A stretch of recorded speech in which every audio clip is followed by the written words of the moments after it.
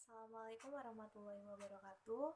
Perkenalkan, saya Nur Indasari dengan NIM 2019-03-02-097, Program Studi Ilmu Gizi, Fakultas Ilmu Kesehatan, Universitas Esa Unggul. Pada kesempatan kali ini, saya akan memaparkan materi ilmu bahan makanan terkait dengan serealia, yaitu beras. Beras atau yang bahasa Latin dikenal dengan nama Oryza sativa merupakan bagian dari serealia atau biji-bijian. Beras juga merupakan makanan pokok masyarakat di Indonesia. Karakteristik beras itu ada dua, berdasarkan sifat fisik dan sifat kimianya. Yang pertama, butir beras lebih kecil dibanding dengan butir serealia lainnya. Kemudian bentuk beras ada yang pipih, lonjong, pendek, panjang, berisi atau gemuk, dan juga bulat. Beras tersusun dari amilosa dan amilopektin yang akan menentukan tingkat kepulenan dari beras. Selanjutnya, komposisi beras itu ada karbohidrat, protein, mineral, dan juga vitamin. Selanjutnya ada mutu beras. Mutu beras di sini berdasarkan SNI nomor 6128 tahun 2015. Ada 4 mutu. Mutu 1 atau mutu pasar itu adalah mutu kualitas beras. Nantinya akan mempengaruhi berapa banyak persen patahannya. Selanjutnya bagaimana warna butir beras, dan ada juga bagaimana banyaknya benda asing atau kotoran yang masuk ke dalam beras. Mutu 2 atau mutu jenis beras akan mempengaruhi bagaimana bentuk berasnya. Ada yang long grain, short grain, medium grain, dan masih banyak lagi. Contohnya ada beras rojo lele, pandan wangi, kemudian beras Jepang, beras IR64. Selanjutnya mutu 3 atau mutu kandungan gizi. Gizi dari beras itu ada karbohidrat, energi, lemak, protein, serat, dan lain-lain. Kemudian mutu yang terakhir atau mutu keempat itu adalah mutu standar fisik dan kemurnian beras. Tadi sudah dibahas, standar fisik dan kemurnian beras dapat dilihat dari warna dan bentuk beras. Selanjutnya ada kerusakan beras. Kerusakan beras ini biasanya terjadi selama masa penyimpanan. Penyebabnya adalah hama atau serangga pasca panen, yaitu hama Cytophilus oryzae dan Cytophilus zeamais. Nah, dari penyebabnya ini akan mempengaruhi terhadap kerusakan kuantitas beras dan kerusakan kualitas beras. Kuantitas beras berarti akan mempengaruhi harga terhadap berasnya. Sedangkan kualitas beras maka akan menurunkan kualitas, seperti ada beras kualitas premium, ada beras kualitas medium, ada juga beras kualitas rendah, dan beras pecah kulit. Kemudian ada cara penyimpanan beras. Cara penyimpanan beras bisa yang pertama di dalam wadah tertutup. Kenapa harus di dalam wadah tertutup? Karena agar beras dapat mempertahankan kualitasnya agar tetap bagus dan juga dapat bertahan dengan lama. Kemudian pada wadah penyimpanan khusus beras atau box rice, atau bisa juga di ruangan atau tempat kering dan bersih. Misalkan di gudang penyimpanan beras, tapi harus disanitasi. Selanjutnya ada hasil olahan dari beras. Hasil olahan dari beras itu banyak sekali. Yang pertama ada ketupat. Ketupat biasanya disajikan pada hari raya seperti Idul Adha, Idul Fitri, ataupun di dalam kehidupan sehari-hari. Ada juga lontong, kemudian buras atau burasa, ini berasal dari daerah Sulawesi Selatan. Kemudian ada nasi. Nasi merupakan makanan pokok orang Indonesia dan juga ada berbagai variasi dari nasi tersebut. Ada nasi uduk, nasi bakar, nasi liwet, nasi goreng, dan masih banyak lagi. Kemudian ada juga bubur ayam atau bubur nasi. Sekian pemaparan materi yang bisa saya sampaikan terkait serelia. Kurang lebihnya saya mohon maaf.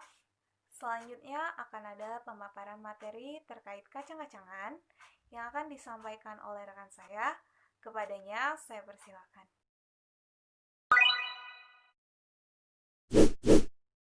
Assalamualaikum warahmatullahi wabarakatuh. Perkenalkan, nama saya Sela Arinisi dari Program Studi Ilmu Gizi, Fakultas Ilmu Kesehatan, Universitas Esa Unggul.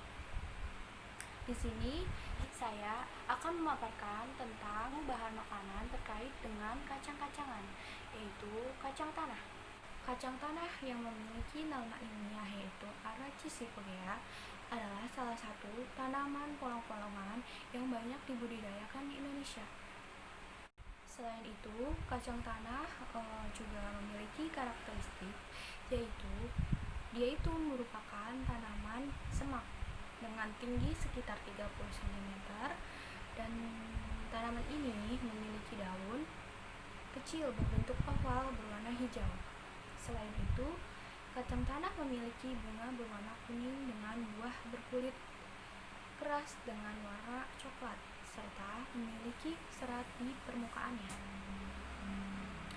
Jika dibuka, akan terdapat biji kacang tanah berwarna coklat muda pada kulit bijinya, dan bila kulit bijinya dikupas, akan terlihat biji kacang berwarna putih. Mutu dari kacang tanah berdasarkan SNI No. 0139211995 memiliki syarat mutu umum, yaitu yang pertama, bebas hama penyakit, yang kedua, bebas bau busuk, apek, dan bau asing lainnya. Yang ketiga, bebas dari bahan kimia seperti insektisida dan fungisida. Yang keempat, memiliki suhu normal. Kerusakan pada kacang tanah biasanya itu terjadi pada waktu penyimpanan. Nah, kerusakan pada kacang-kacangan ini serta produknya selama penyimpanan digagalkan oleh bermacam-macam alasan. Walaupun demikian, perubahan-perubahan itu dapat diperlambat melalui dua perubahan utama, yaitu kadar air dan suhu. Jamur merupakan salah satu faktor yang mempengaruhi kerusakan pada kacang-kacangan.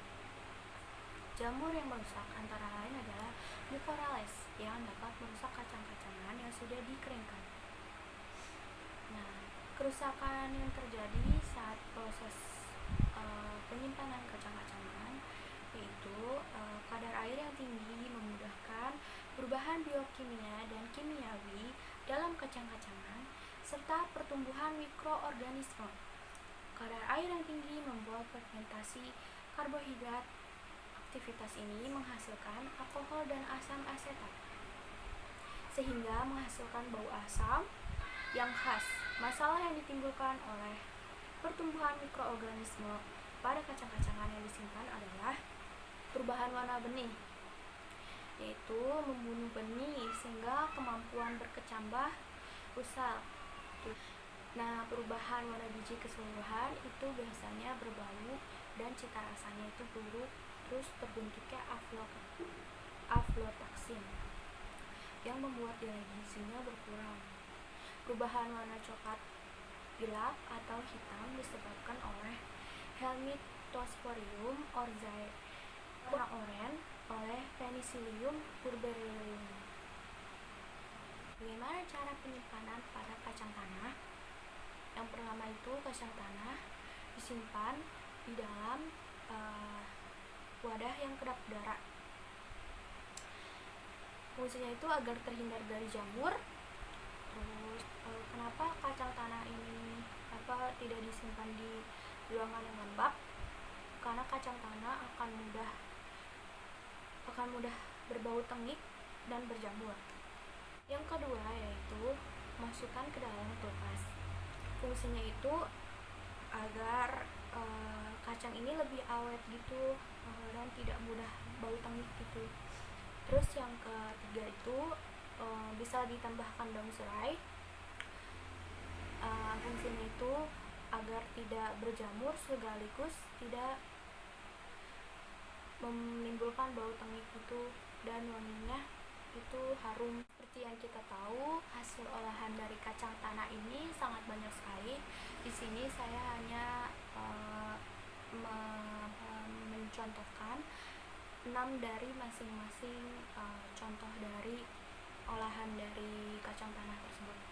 Yang pertama itu ada olahan gula kacang.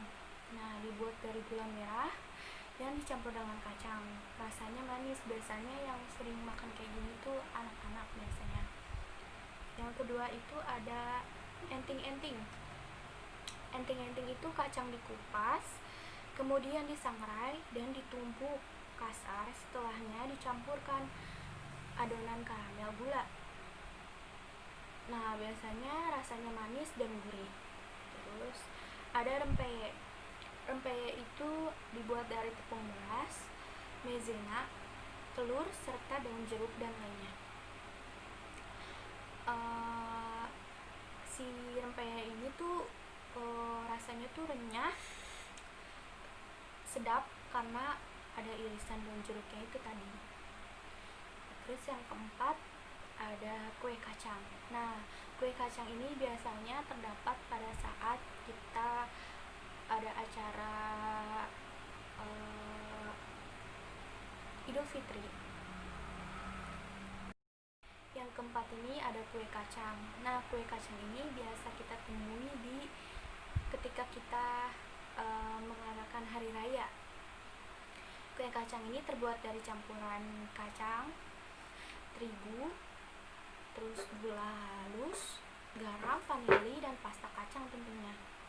Rasanya itu manis, renyah, dan harum. Yang kelima itu ada kacang bawang. Nah, kacang bawang ini biasanya yang sering kita beli di warung-warung, kayak ya pokoknya gitulah. Terus menggunakan bumbunya itu menggunakan bawang putih, terus kemudian digoreng, rasanya gurih dan asin. Terus yang ke-6 itu ada kacang telur. Kacang telur itu kacang yang dibalut dengan telur, kemudian dilapisi kembali dengan tepung. Rasanya gurih, asin, dan bisa juga dibuat manis sesuai yang diinginkan. Sekian presentasi dari kami. Kurang lebihnya mohon maaf. Wassalamualaikum